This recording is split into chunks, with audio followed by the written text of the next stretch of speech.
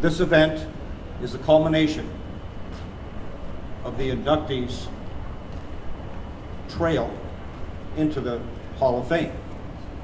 It all starts off with their nomination. They're nominated. Hundreds are nominated. 20 are selected. They go through a selection committee. After the selection committee, they prepare for their induction. They attend a reception in their honor. After the reception, the following morning, they get inducted, get presented their medallion by the governor of the state of Ohio. Their names are engraved in a plaque and then placed in this shrine. And every May, these plaques are placed into the shrine, and the 20 individuals are enshrined here at the Veterans Hall of Fame.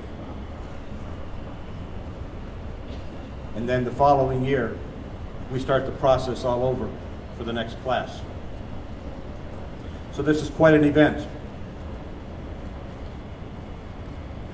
What I'd like to do at this time is that I would like to introduce and have them rise, the members of the Ohio Veterans Hall of Fame Executive Committee.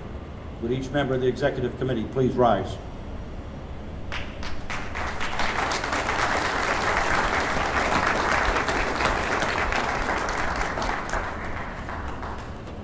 And now I would ask that all of the members of the Ohio Veterans Hall of Fame Foundation please rise and be recognized.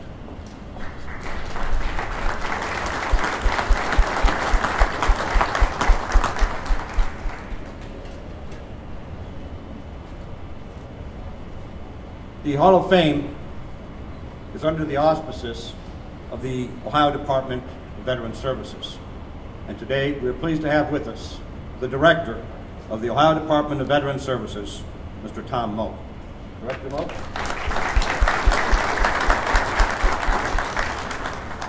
Thank you very much, George. A tireless worker for veterans, George Ondick, and a good friend.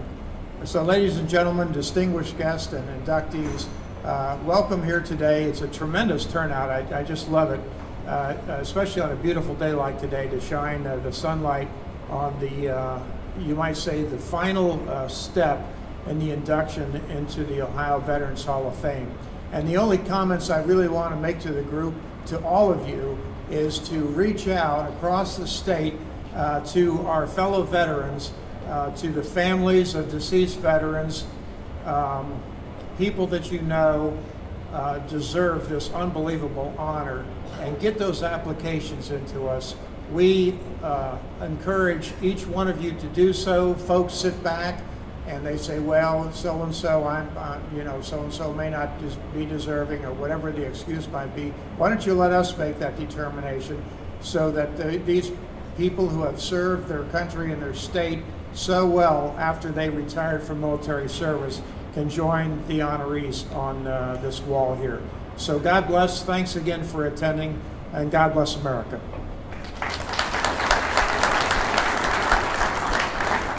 Thank you, Director Moe. This beautiful shrine to our veterans, to our members of the Hall of Fame, did not just happen. It took a lot of work, a lot of time, and a lot of effort, and a lot of red tape had to be cut. It started out at the Ohio Veterans Home up in Sandusky. That's where the plaques were placed.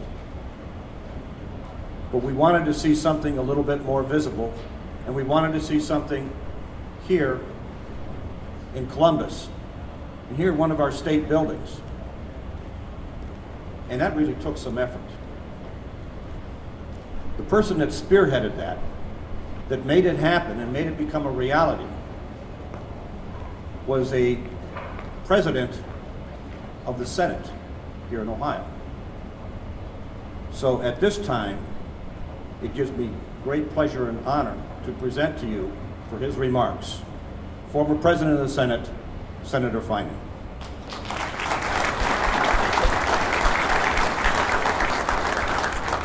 Thank you very much. As George has indicated, the plaques for the Ohio Veterans Hall of Fame had for a number of years been housed in the Veterans Home up in Sandusky, Ohio. And we became concerned on the board because it wasn't a very high-profile place. Very few people would go there and to see the plaques and to know who was on them. So we started several years ago looking for a new site for the plaques to be placed and to have this induction ceremony. And it was decided eventually to look for some place here in this building. And through the work of Mark Gibson, who I can never thank him enough for everything he did, we decided that this spot here, where thousands of people come down the stairway every year, every day, and they see these plaques, many of them say, huh, I wonder what that is. And they come over and they look at it, they read your names, and they find it a very appropriate place. This beautiful display took about 2.5 years to get it all done. But when it was installed, I think you'll agree that this was the place for it. This was the opportunity to do it, and this was the way that it should be done. And so I say to you today, I welcome you all to this ceremony in this spot. Once a year, just told the young lady, we interrupt the doings of the General Assembly and the people who work in this building coming down the stairway, but it's the right place for this memorial. Thank you.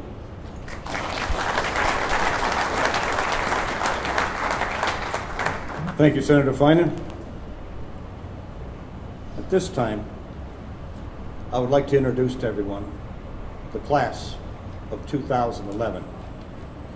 When I call your name, would you please rise and remain standing, if you can, until the entire class is introduced. And I would ask that everyone please hold their applause until the entire class is introduced. William K. Balzer, Robert W. Burr, John H. Capon, Margaret A. DeLilio Story, Gifford B. Doxey, Sean S. Ennis,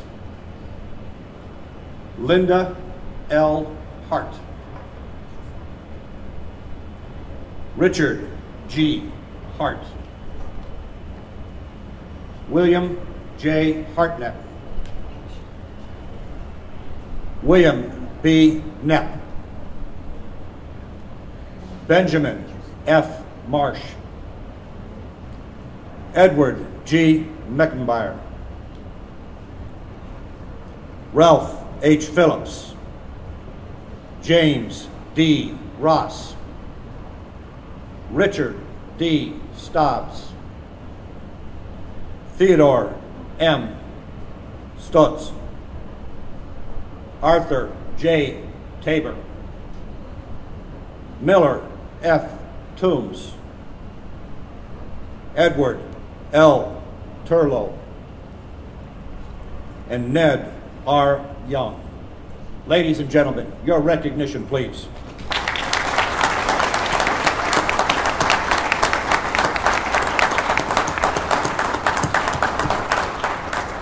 Please be seated.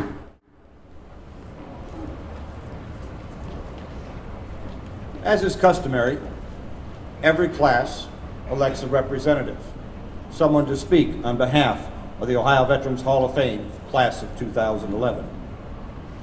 This year, the class elected Margaret DeLilio Story. And I'd like to introduce her now for her remarks. Margaret, if you would.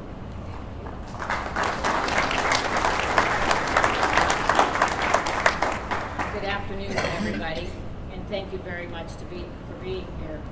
To my fellow classmates for 2011 inductees, congratulations to all of you. I can't believe I'm in your presence. The years of service the 20 of us have combined is astronomical. To be inducted was quite an honor.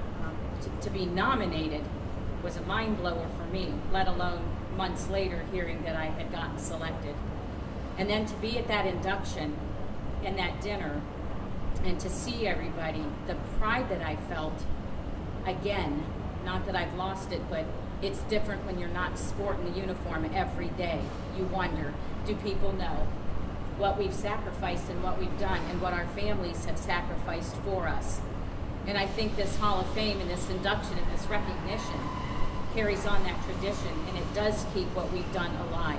And for that, I am very, very thankful. And I think it's very important and it's crucial that we continue to recognize our men and women in uniform who no longer wear the uniform, because those individuals they're a wealth of information and a phenomenal resource to our communities. Once a soldier, always a soldier. You never quit. You carry that sense of pride for your country and for your state forever. And so I think that this gives us an avenue to continue to recognize our men and women in Ohio. Again, I think that we can never let our nation forget. We can't let our state forget. When you look out around this room, how can we forget? I mean, this room is filled with years of service. It's filled with pride. It's filled with dedication, integrity, and loyalty that our young people can learn from. And I think, again, it's our responsibility that we continue to carry that on. Vets still continue to be a valuable resource, whether or not we're in uniform. So, again, to my fellow classmates, congratulations and thank you. To the committee, thank you, and thank you for this honor. And to my family, thank you. And I love you. Thank you very much.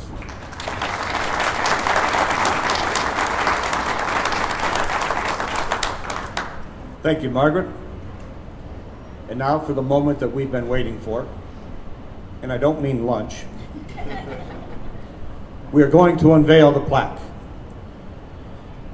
Senator, if you would, Margaret, if you would please assist the senator.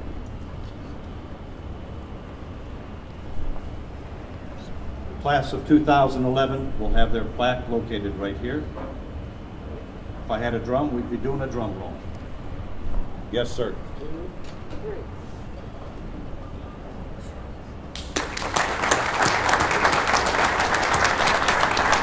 Your plaque.